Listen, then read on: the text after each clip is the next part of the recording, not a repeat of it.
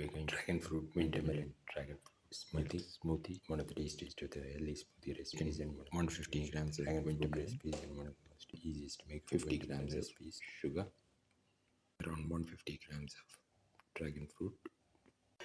Put in the winter melon pieces, the dragon fruit pieces,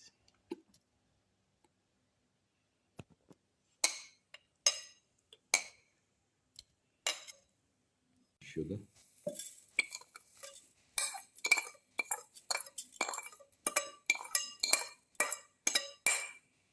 and grind well.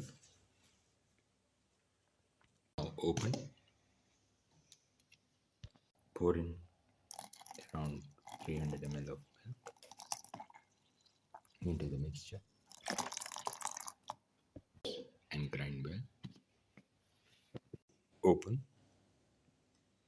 Now the winter melon dragon fruit milk smoothie is ready and can be served into glasses. Dragon fruit winter melon milk smoothie is ready. Be served into the glasses. Put into the glasses.